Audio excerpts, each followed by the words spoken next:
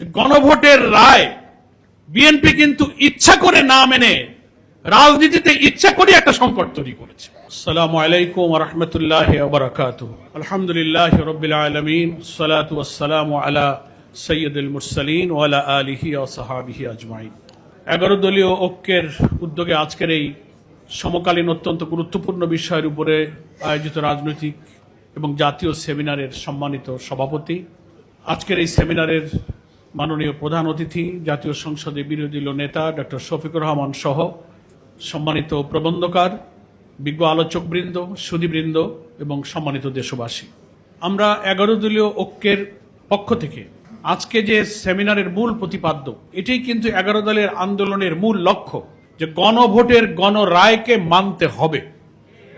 আমাদের leader of the opposition পার্লামেন্টে খুবই শক্তভাবে এবং সংসদের বাইরেও শক্তভাবে বলছেন, বিএনপির বা সরকারি দলের যত ছলচাতুরি, যত যুক্তি বাহানা হোক, গণভোটের গণরায় মানার ব্যাপারে আমরা তিলমাত্র ছাড় দেব না, এটা মানতে হবে। এখন প্রশ্ন হচ্ছে যে আমরা তো রাজনৈতিকভাবে কর্মসূচি দিচ্ছি, মিটিং, মিছিল, মানববন্ধন, লিফলেট, প্রচারণা, গোল টেবিল, দেশব্যাপী আমরা জনমত, গণরায়কে যারা উপেক্ষা করলো, 180 ডিগ্রি ইউটার্ন নিল, তাদের জাতির প্রতি প্রতিশ্রুতি কিভাবে ভঙ্গ করলো, সবকিছু জাতির কাছে আমরা পরিষ্কার করে দিচ্ছি। এদিকে পার্লামেন্টের অভ্যন্তরে আমাদের বিরোধী দলীয় নেতা এবং এমপিরা এই জুলাই সনদ বাস্তবায়ন, গণভোটের রায় বাস্তবায়নের জন্য বক্তব্য রেখে চলেছেন। আমাদের বিরোধী দলীয় নেতা সেখানে মুলতবি প্রস্তাবের নোটিশ দিয়েছেন, 2 ঘন্টা আলোচনা হয়েছে, কিন্তু সে আলোচনায় স্পিকার নিষ্ফল ঘোষণা করে দিয়ে তার কোনো রুলিং বা কোনো ব্যবস্থা গ্রহণ করেননি। আজকে আমি একটা নতুন চিন্তার অবতারণা করার জন্য আমার মনের একটা কৌতূহল, এখানে অনেক বিজ্ঞ আইনজীবী আছেন, ব্যারিস্টার আছেন, সিনিয়র লয়ার আছেন, সাংবাদিক এবং রাজনৈতিক চিন্তাশীল বিশ্লেষকরাও আছেন। সেটা হচ্ছে গণভোটের রায় বিএনপি কিন্তু ইচ্ছা করে না মেনে রাজনীতিতে ইচ্ছা করে একটা সংকট তৈরি করেছে। এইটার সমাধানের একটা পথ তো রাজনৈতিক সমাধান, রাজপথে। রাজনৈতিক সব বিতর্কের জায়গা পার্লামেন্ট, সেখানেও বিতর্ক হতে পারে। তা যদি না হয়, তাহলে ক্ষমতাসীন দল সংখ্যাগরিষ্ঠতার জোরে তারা যে আইন, কানুন, বিধান সবকিছুকে ভঙ্গ করলো, তার বিরুদ্ধে কোনো আইনি পদক্ষেপ নেওয়া যায় কিনা, সিনিয়র লয়ার, লিগাল এক্সপার্টদের কাছে আমার একটা চিন্তা এই জন্য রাখতে চাই। সেটা হলো 13ই নভেম্বর 2025-এ জুলাই সনদ বাস্তবায়ন যে সংস্কার আদেশটা প্রেসিডেন্সিয়াল অর্ডারে জারি হয়েছিল, এটা কোনো অর্ডিন্যান্স নয়। অর্ডিন্যান্সটা জারি হয়েছিল 25শে নভেম্বর, সেটা ছিল গণভোটের একটা অর্ডিন্যান্স। এটা পার্লামেন্টে প্রথম অধিবেশনের রেওয়াজ অনুযায়ী সব অর্ডিন্যান্সগুলো যখন পার্লামেন্ট থাকে না, তখন অধ্যাদেশগুলো পার্লামেন্টে এনে অনুমোদন করতে হয় অথবা রহিতকরণ করতে হয়। গণভোটের সেই অধ্যাদেশের ব্যাপারে প্রথম অধিবেশনে আনা হয়েছিল প্রস্তাব, কিন্তু না সেটা রহিতকরণ, না অনুমোদন, ঝুলন্ত অবস্থায় রাখা হয়েছে। এর লিগাল পজিশনটা কি দাঁড়ালো? অথচ 13ই নভেম্বর 2025-এ যে প্রেসিডেন্সিয়াল অর্ডারটা জারি হয়েছে, এটা কিন্তু রাষ্ট্রপতির আদেশ, প্রেসিডেন্সিয়াল অর্ডার, এটা কিন্তু কোনো অর্ডিন্যান্স নয়। এখানে কিন্তু মর্যাদার পার্থক্য আছে। পার্লামেন্ট চলমান থাকলে যে কোনো অধ্যাদেশকে প্রথম অধিবেশনে অনুমোদনের জন্য বা রহিতকরণের জন্য আনতে হয়, কিন্তু রাষ্ট্রপতির আদেশ কিন্তু অনুমোদনের জন্য পার্লামেন্টে আনা বাধ্যতামূলক নয়।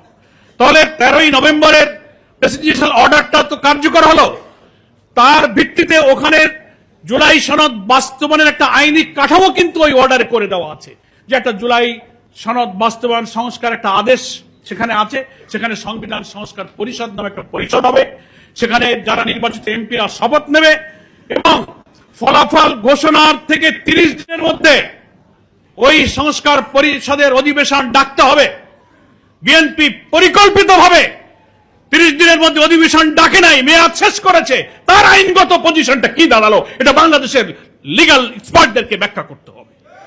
সেকেন্ড হচ্ছে, বলা হয়েছে প্রথম অধিবেশনের 270 দিনের মধ্যে জুলাই সনদের এই সংস্কার আদেশ বাস্তবায়ন করতে হবে পরিষদকে। তা যদি ব্যর্থ হয়, তাহলে 270 দিনের মধ্যে অটোমেটিক্যালি জুলাই সনদ সংবিধান সংস্কার পরিষদে গৃহীত হয়েছে বলে গণ্য হবে। তাহলে আর এই 270 দিন শেষ হতে বেশি বাকি নাই। তাও যদি বিএনপি না করে, তাহলে এটা তো কোনো অর্ডিন্যান্স না, এটা একটা প্রেসিডেন্সিয়াল অর্ডারের ভিত্তিতে কিন্তু এই আইনি কাঠামো তৈরি হয়েছে।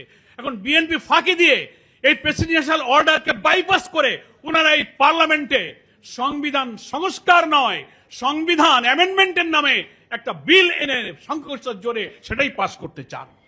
এর শুভঙ্করের রহস্য হচ্ছে 10-12টা সাংবিধানিক সংস্কারের প্রশ্নে ওরা গুরুত্বপূর্ণ নোট অফ ডিসেন্ট দিয়েছেন, যেটা আমার আগে এমপি মাননীয় আক্তার হোসেন তার বক্তব্যে বলল।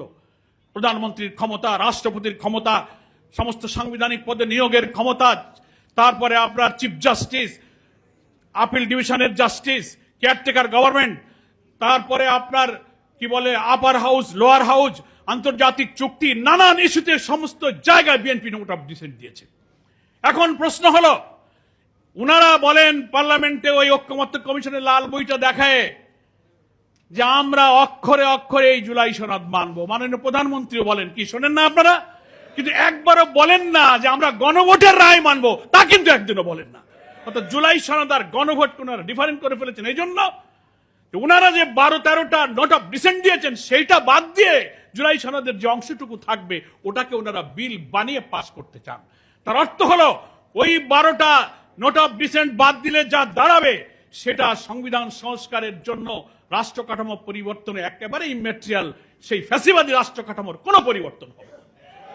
সেই জন্য এই যে আইনি ব্যত্যয় ঘটলো, তারা যে বৈঠক ডাকলো না, 270 দিন শেষ হলে কি হবে? আর এই সংবিধান সংস্কার পরিষদের রাষ্ট্রপতির আদেশের কাঠামোর বাইরে গিয়ে ওনারা এরকম বিল আনতে পারেন কিনা এ ব্যাপারে বাংলাদেশের বিজ্ঞ আইনজীবী এক্সপার্ট যারা আছেন তাদেরকে, আমরা তো রাজপথের লড়াই করতে পারি, এমপিরা পার্লামেন্টের লড়াই করবে, আইনজীবীরা একটি আইনি লড়াইয়ের সূচনা করবেন। আমি আপনাদেরকে সেই আহ্বান জানিয়ে সকলকে ধন্যবাদ জানিয়ে আমার বক্তব্য শেষ করছি। আল্লাহ হাফেজ। বাংলাদেশ জিন্দাবাদ। 11 দলীয় ঐক্য জিন্দাবাদ।